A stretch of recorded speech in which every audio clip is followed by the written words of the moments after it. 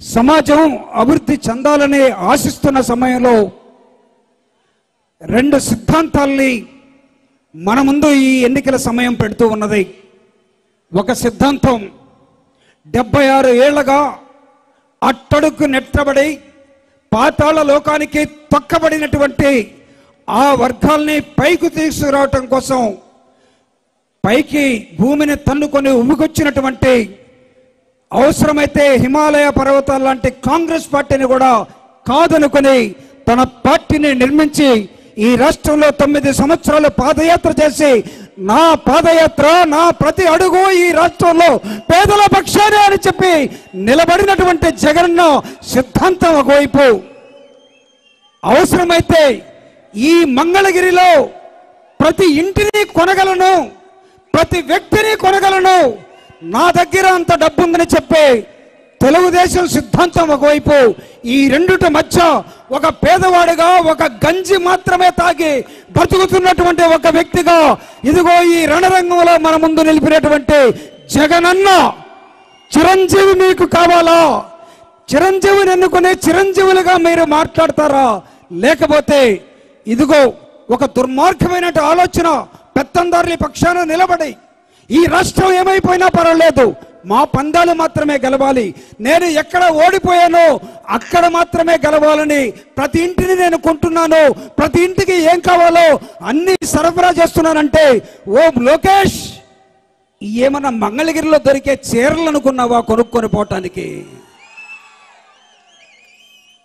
ఇవి చీరలు కాదయా, ఇవి సమాజాన్ని తక్కడ పెట్టి చూసి ఇంతకాలం అణచబడ్డటువంటి బీసీలు, ఎస్సీలు, ఎస్టీలు వాళ్ళ ప్రతినిధిగా వస్తున్నటువంటి చిరంజీవి ఒకవైపు అయితే, గోల్డెన్ స్పూన్ తోటి పుట్టి పెరిగినటువంటి లోకేష్ వస్తున్న అంశం ఇంకో వైపు కనబడుతూ ఉన్నది. న్యాయ నిర్ణేతలు మీరే, ఓటున్నటువంటి ప్రతి ఒక్క వ్యక్తి, మీరు జగన్మోహన్ రెడ్డి ఆశ్రయించినటువంటి సమాజాన్ని అభివృద్ధి చెందే వైపుగా నడిపించాలని చెప్పిన అంబేద్కర్ ఆలోచన విధానం కావాలా? లేకపోతే సమాజం మొత్తాన్ని ముక్కలు ముక్కలుగా చీల్చి ఖండాలుగా నరికి అన్ని కులాల్ని చీలుస్తారనే నరరూప రాక్షసుడైనటువంటి చంద్రబాబు నాయుడు కావాలో తేల్చుకోవటానికి ఏర్పడ్డ ఎన్నికలు ఇవి. చరిత్ర చెప్తూ ఉన్నది, మంగళగిరిలో పేదలు ఎక్కువ ఉన్నారు, ఈ స్థానం వారికే ఇస్తే అద్భుతంగా ఉంటుందని, మంగళగిరిలో ఎదగాల్సిన అవసరం ఉంది అని చెప్తూ ఉన్నారు.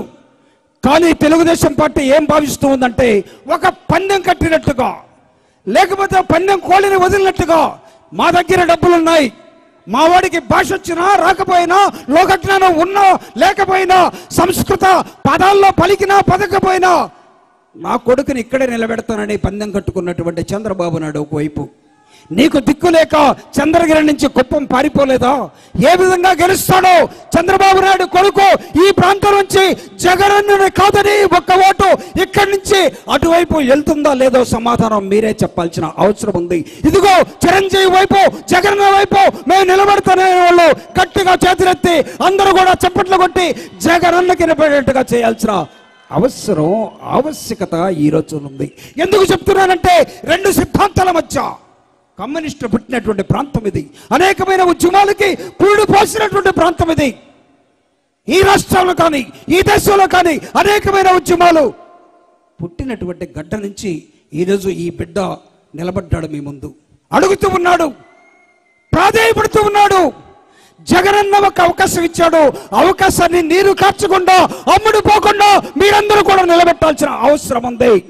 ఈయన్ని నిలబెడితే చిరంజీవి గెలుస్తాడు మాత్రమే అనుకుంటే పొరపాటు, జగనన్న ముఖ్యమంత్రిగా ఉండాల్సిన అవసరం ఉంది. ఎందుకుంది అనే ఒక ప్రశ్న మీరు వేసుకుంటే, ఇదిగో ఈరోజు మీరు సాక్షి పేపర్ చూసినట్లయితే, ఎవరు తీసుకున్నారు నా సాక్షి పేపరు? కావాలని పడేసావా? లేదు కదా. ఈ సాక్షి పేపర్ ఈరోజు మాట్లాడుతూ ఉన్నది, ఇది ఈరోజు అడ్వర్టైజ్మెంట్ కావచ్చు, ఇది రేపటికి పక్కకి వెళ్ళొచ్చు, కానీ దానిలో సారాంశం ఏంటో తెలుసా?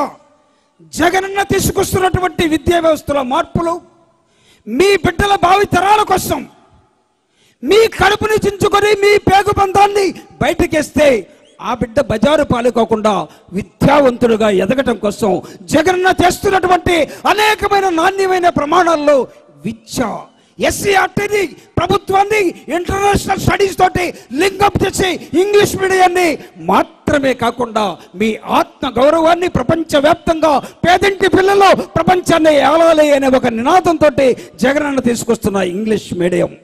ఇది లోకేషే చదవాలట, చంద్రబాబు నాయుడికి వచ్చో లేదో నాకు తెలియదు ఇంగ్లీష్. పవన్ కళ్యాణ్ ఏం చదువుకున్నాడో నాకు తెలియదు.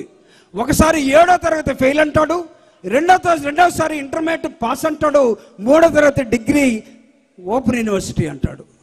ఏదో నాకు అనవసరం, కానీ జగనన్న వేస్తున్నటువంటి మార్పులు రేపటి తరానికి ఇవి బంగారు బాటలు అవుతూ ఉన్నాయి.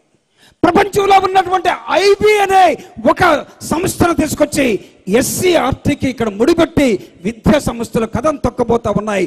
ఈ రోజు నుంచి రేపటి నాడు ఇప్పుడు ప్రారంభించినటువంటి జగనన్న పొరపాటులో ఎవరైనా మనలో తప్పు చేస్తే రేపు జగనన్నని మనం నిలబెట్టుకోకపోతే చంద్రబాబు నాయుడు ఇంగ్లీష్ మీడియాన్ని కోకట వేలుతో తొలగించి, పేదవాడు చదువుకునేది ఇంగ్లీష్ మీడియమా?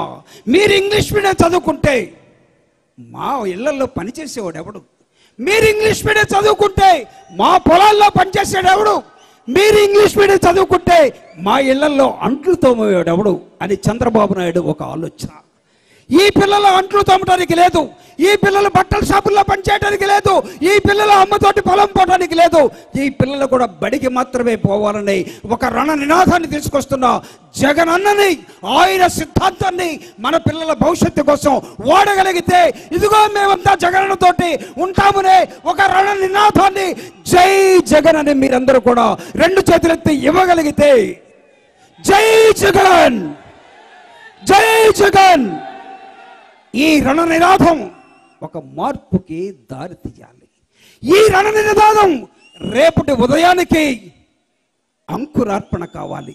సూర్యుడు అనుకుంటాడు, సూర్యుడు చూసి చాలా మంది అనుకుంటాడు పొద్దు వాలిపోయింది, పొద్దు కూకింది అనుకుంటాం. కానీ నువ్వు నిద్రలేసే లోపలే పొద్దు లేస్తూ పైకి వస్తుంది, అది సూర్యోదయం. జగన్ని ఎవరైనా సరే జగనన్న పని అయిపోయిందని భావిస్తే తెల్లారి లేసేసరికి నీ ఎదురుగా ఉదయించే సూర్యుడిలా కనపడుతూ ఉంటాడు. ఈ సిద్ధాంతాల మధ్య, ఈ అభిప్రాయాల మధ్య రాబోయే కాలంలో ఈ రాష్ట్రంలో జరుగుతున్నటువంటి యుద్ధానికి మీరు సిద్ధమా? ఈ యుద్ధానికి మీరు సిద్ధమా?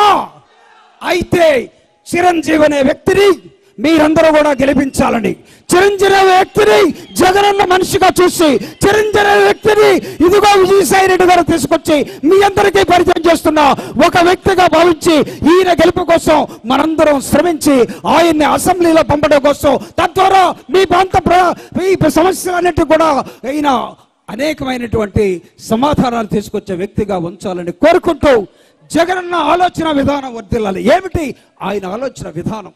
ఈ రాష్ట్రంలో చంద్రబాబు నాయుడు ఆలోచన విధానం ఏంటి? దుర్మార్గుడికి, లేకపోతే ఒక దరిద్రుడికి, ఒక కుట్రదారుడికి ఎన్ని అనుమానాలు ఉన్నాయో, ఇదిగో స్వచ్ఛంగా వస్తున్నటువంటి జగనన్నకి ఈ రాష్ట్రం పట్ల అనేకమైనటువంటి అంశాల పట్ల, పేదల పట్ల, ప్రజల పట్ల, సమాజం పట్ల ఒక అంకిత భావంతో పనిచేస్తున్న జగనన్న పెట్టిన వ్యక్తిని గెలిపించాలని కోరుకుంటూ ఇచ్చినటువంటి సమయానికి ధన్యవాదాలు తెలియజేస్తూ సెలవు తీసుకుంటూ ఉన్నాను. Thank you very much. ధన్యవాదాలు అన్నగారికి. ఇప్పుడు ముస్లింల ముద్దు బిడ్డ కర్నూలు శాసనసభ్యులు అన్నగారు హాఫీజ్ ఖాన్ అన్నగారిని మాట్లాడవలసిందిగా కోరుతున్నాను. గౌరవులు